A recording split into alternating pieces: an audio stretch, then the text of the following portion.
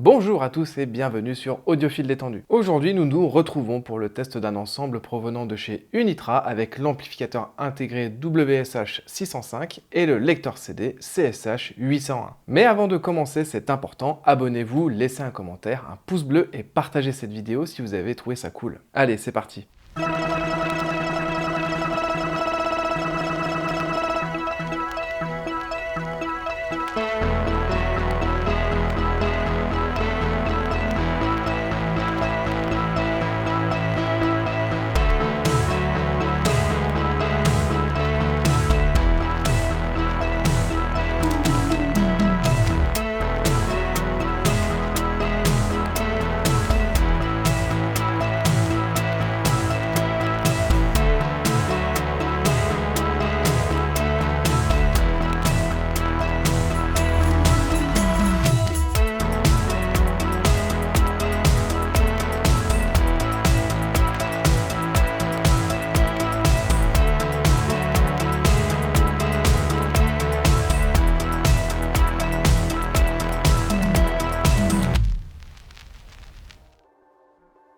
Unitra est une marque polonaise fondée en 1961 qui est en fait un groupement de fabricants d'électronique grand public polonais qui, à l'apogée de son histoire, associera plus de 60 entreprises nationales. Et cette association de marques ne se contente pas seulement à l'époque de faire des produits hi-fi, non, des montres, des calculatrices, des processeurs ou encore des téléviseurs recevront également le badge Unitra. C'est à voir comme une sorte de dénomination commune que tous les constructeurs utilisent pour vendre leurs produits. En fait, si t'es polonais à l'époque, soit tu prends du Unitra, soit tu prends du Unifra. C'est un peu ça, ouais. Et ça marchera jusqu'en 1989, année qui signera la chute du communisme en Pologne et qui permettra à chaque entreprise de prendre son indépendance, signant la mort progressive de Unitra. Mais en 2021, la marque est relancée par un investisseur privé, Michał Kichinski, pas facile à dire, qui n'est rien d'autre que le cofondateur de CD Projekt Red. Ça vous dit rien? Bon non. Un peu de culture, Tony, c'est le studio de jeux vidéo derrière The Witcher et Cyberpunk 2077. C'est fou quand même que c'est toi qui me parles de culture. Mais revenons à Unitra, et aujourd'hui il n'est plus question d'association avec plein de marques polonaises comme dans les années 70. Le but est ici de renouer avec ce qui a fait la renommée de la marque pendant plus de 30 ans, la hi-fi. Et pour le coup, Unitra cible directement le marché haut de gamme avec des appareils entièrement fabriqués en Pologne, au look vintage et utilisant le plus possible de composants locaux, voire en les fabriquant eux-mêmes. Ce qui nous emmène gentiment à la nouvelle gamme d'amplificateurs du constructeur avec le WSH 805 et le WSH 605 qu'on va passer au crible aujourd'hui. Le WSH 605 est un amplificateur intégré de 11,8 kg au look vintage très réussi, arborant une façade en aluminium brossé, utilisant des interrupteurs à bascule à déclenchement magnétique très qualitatifs. Et comme on n'est jamais mieux servi que par soi-même, ils sont directement fabriqués par Unitra. Ah ouais, ça commence bien. On retrouve également un potentiomètre de volume analogique motorisé ALPS, ainsi que 3 autres potentiomètres, l'un pour la balance et 2 autres pour les éventuelles corrections de tonalité, qu'il est possible de bypasser grâce à un autre commutateur mécanique. Et tout à gauche, un sélecteur rotatif permet de sélectionner la source de lecture. Pour terminer avec la face avant, Unitra a pensé aux aficionados de casque avec une sortie jack 6,35 mm. À l'arrière, nous disposons d'une connectique assez complète avec 4 entrées RCA, une entrée phono MM, une sortie pré-out pour d'éventuels blocs de puissance, ainsi que 2 entrées optiques et 2 entrées coaxiales compatibles 24 bits 192 kHz. Toute la connectique est plaquée or, y compris les borniers d'enceinte qui sont compatibles avec des fiches bananes ou des fourches. À l'intérieur du WSH 605, on retrouve une conception très soignée et bien pensée avec en partie gauche l'étage d'alimentation entièrement linéaire, de très bonne facture et utilisant des relais de commutation fabriqués directement par Unitra. Aux côtés de cette carte est installé un large transformateur torique chargé pour sa part d'alimenter les étages de puissance que nous verrons un peu plus tard. Tout à droite, à la verticale, juste derrière les prises RCA, est dissimulée une première carte dédiée à la préamplification et utilisant des condensateurs Wima ou encore Nishikon, des amplis Hop NE5532A et un chipset Texas Instruments pour la sélection de sources en remplacement des traditionnels relais permettant une commutation plus silencieuse et surtout une plus grande fiabilité dans le temps. À ses côtés est installée une seconde carte réservée à la conversion numérique analogique basée sur un DAC Delta Sigma ESS Sabre ES9010 K2M travaillant sur 32 bits 384 kHz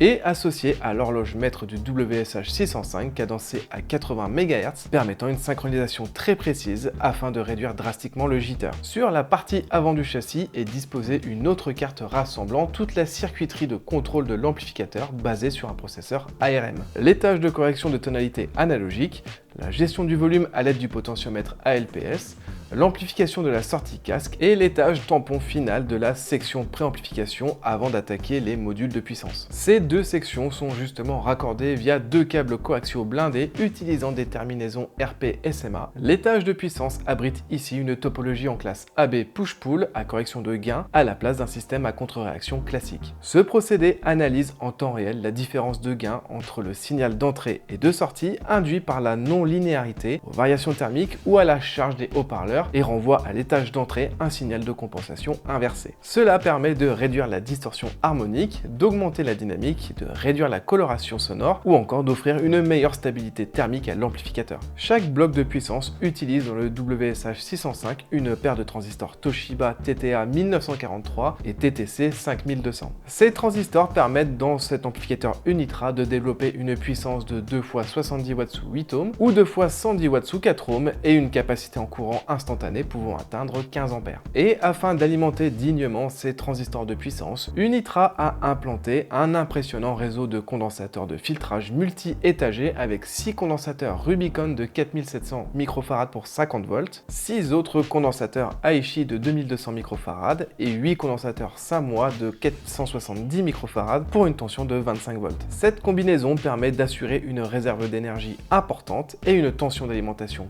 parfaitement stable, même avec de fortes charges. Pour terminer, nous retrouvons ici aussi un relais de commutation Unitra servant à la protection des enceintes raccordées lors de la mise sous tension ou encore en cas de détection d'un courant continu anormal. Concernant les spécifications de l'Unitra WSH 605, ce dernier développe, comme on l'a vu, une puissance de 2 x 70 watts sous 8 ohms ou encore 2 x 110 watts sous 4 ohms avec un taux de distorsion de 0,005% et un facteur d'amortissement de 240, et il couvrira une plage de fréquences comprise entre 7 et 75 000 Hz à moins 3 décibels avec un rapport signal-bruit de 108 décibels. Et enfin, ces correcteurs de tonalité proposent une correction à 30 Hz de moins 12 à plus 12 décibels et à 20 kHz de moins 10 à plus 13 décibels. Le WSH 605 est livré avec une télécommande en aluminium de bonne facture, un câble d'alimentation IEC et sa documentation technique.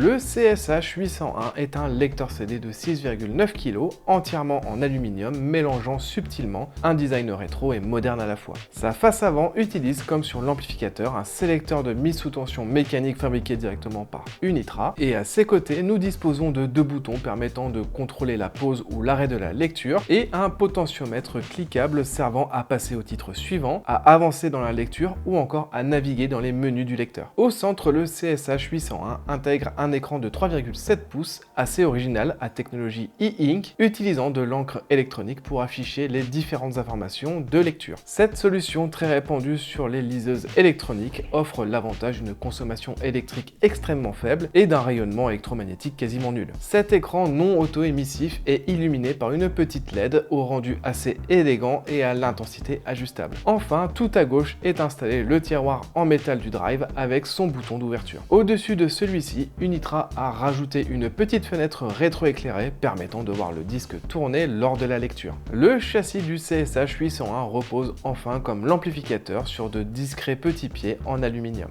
L'arrière du lecteur CD offre une connectique pour le coup très minimaliste avec une prise d'alimentation au format IEC, une sortie numérique coaxiale et optique, une sortie analogique asymétrique RCA et une superbe prise USB-C qui, ne vous fiez pas aux apparences, n'est là que pour mettre à jour le lecteur. Une fois le capot retiré, on trouve une conception et une électronique épurée disposées sur deux cartes. La première rassemble une alimentation entièrement linéaire peuplée de condensateurs Samoa de 2200 microfarad pour une tension de 35 volts, couplée à un beau transformateur torique. La seconde carte du CSH 801 réunit en son centre l'intégralité du contrôle interne du lecteur ainsi que la mise en forme des signaux numériques provenant du drive avec sous un blindage magnétique un microcontrôleur Raspberry couplé à son horloge Fox de 12 MHz. Ce processeur permet de piloter le firmware interne du lecteur, la communication avec l'afficheur, le DAC, ou encore la génération des signaux pour les sorties SPDIF. Ce choix d'architecture assez original pour un lecteur CD permet à Unitra d'être totalement autonome dans la gestion des DSP, évitant d'avoir besoin d'un contrôleur externe. En haut à gauche de cette carte, on retrouve également la circuiterie d'alimentation locale peuplée de condensateurs Nichicon et utilisée principalement pour l'étage de sortie analogique et la section de conversion analogique qui est ici confiée à un DAC Burbrand 5102A travaillant sur 32 bits 384 kHz. Unitra utilise ici directement sa sortie line 2V afin de réduire la coloration sonore, d'avoir une phase linéaire et de réduire les intermodulations liées à l'alimentation. Cette conception réduit au minimum les étages de sortie analogiques en utilisant seulement quelques résistances et un condensateur pour créer un filtre passe-bas analogique. Terminons avec le drive et le CSH 801 utilise ici une excellente mécanique TEAC CD5020B AT dérivée du secteur Pro. Concernant les chiffres, la réponse en fréquence du lecteur est de 7 à 20 000 Hz, son taux de distorsion est de 0,004%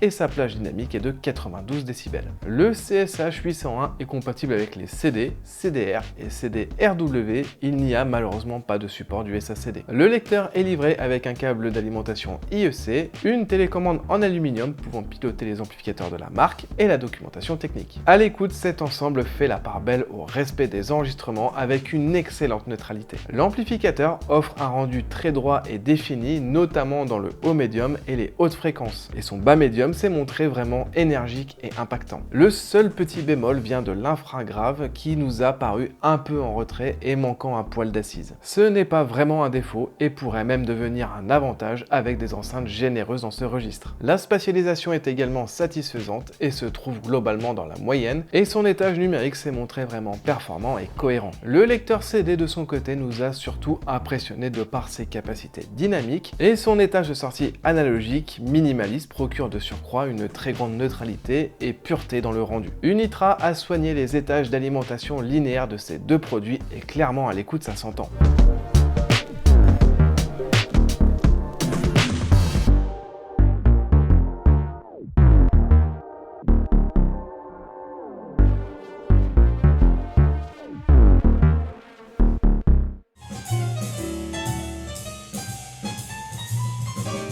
Cigarette holder, which wakes me on my shoulder when he takes me out catting my satin ball.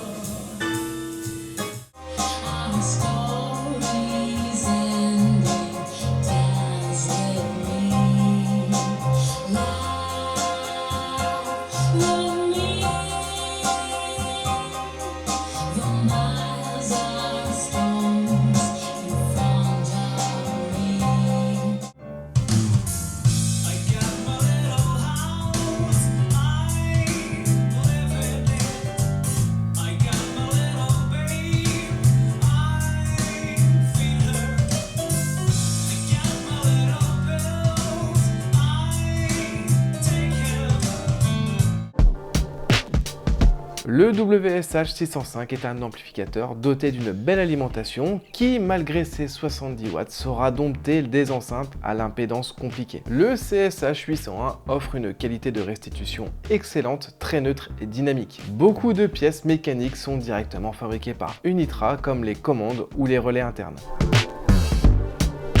L'amplificateur ne dispose pas d'entrée RCA lui permettant d'exploiter les blocs de puissance du 605 dans une installation home cinéma par exemple. Le lecteur CD n'offre pas de compatibilité avec les SACD et il n'y a pas d'entrée numérique pour exploiter le DAC du lecteur. C'est dommage.